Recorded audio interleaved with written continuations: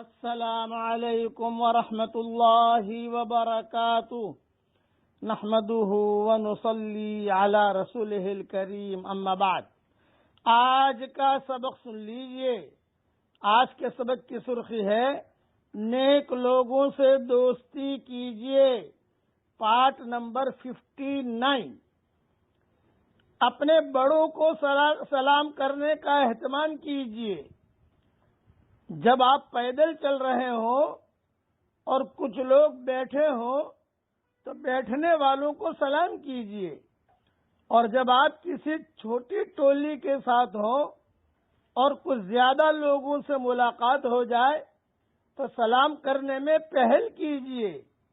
حضرت محمد صلی اللہ علیہ وسلم کا ارشاد ہے، چھوٹا شخص بڑے کو، چلنے والا بیٹھے ہوئے کو، اور تھوڑے افراد زیادہ لوگوں کو سلام کرنے میں پہل کریں۔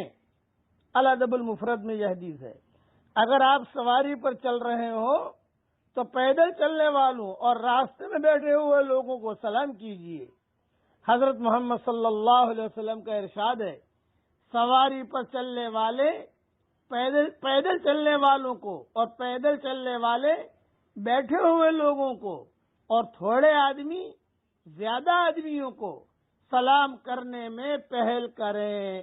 الادب المفرد، کسی کے یہاں ملنے جائیں یا کسی کی بیٹھک یا نشستگاہ میں پہنچے یا کسی مجمع سے گزرے یا کسی مجلس میں پہنچے تو پہنچتے وقت بھی سلام کیجیے، اور جب وہاں سے رخصت ہونے لگے تب بھی سلام کیجیے۔ حضرت محمد صلی اللہ علیہ وسلم کا ارشاد ہے، جب تم کسی مجلس میں پہنچو تو سلام کرو، اور جب وہاں سے رخصت ہونے لگو تو پھر سلام کرواؤ۔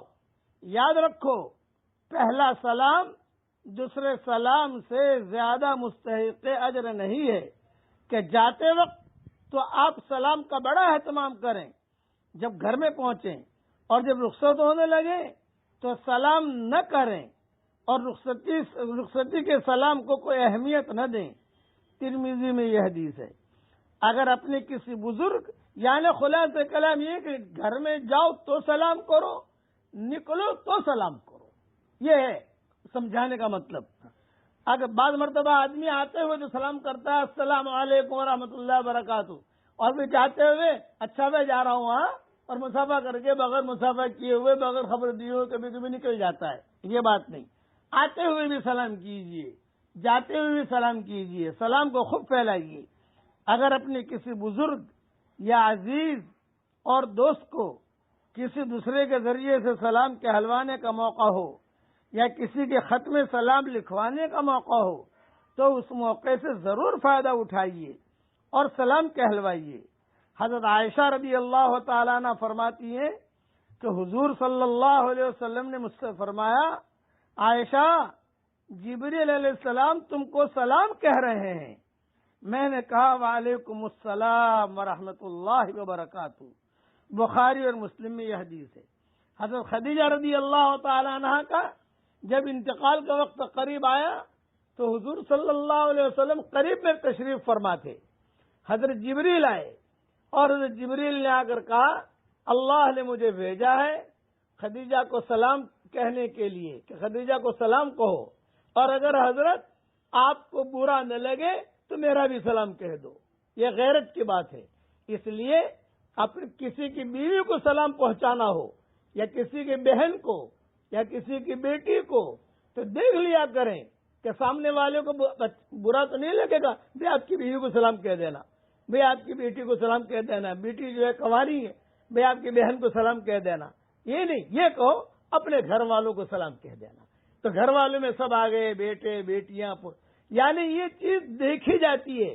جبریل نے خاص طور سے کہا کہ اگر آپ کو برا نہ لگے تو میرا بھی سلام کہنا۔ جب حضور صلی اللہ علیہ وسلم نے یہ بات کہی تو حضرت خدیجہ رو دی۔ انتقال کا وقت قریب تھا ان کا، اور اس بات پر روئی کہ اللہ نے مجھے سلام بھیجا۔ یہ تو بہت بڑی چیز ہو گئی کہ اللہ سلام بھیج رہا ہے، کہ اللہ کہہ رہا ہے خدیجہ کو میرا سلام کہنا۔ یعنی یہ اس سلام کی اتنی اہمیت ہے۔ خدیجہ کے انتقال کی پوری تفصیل میں اپنے بیانوں میں کہہ چکا ہوں، اگر آپ کسی ایسی جگہ پہنچیں جہاں کچھ لوگ سو رہے ہوں تو ایسی آواز میں سلام کیجئے کہ جاگنے والے سن لیں اور سونے والوں کی نیند میں خلل نہ پڑے۔ اس پر حضرت مقداد ابن اسود رضی اللہ تعالیٰ عنہ کا قصہ کل عرض کروں گا انشاءاللہ۔ اس لیے سلام کو پھیلائیے، سلامتی دنیا میں پھیلے گی انشاءاللہ۔ خاص طور سے بچوں کی عادت ڈالیے، گھر میں آتے ہی سلام کریں، نہ کریں تھوڑی تنبیہ کیجیے۔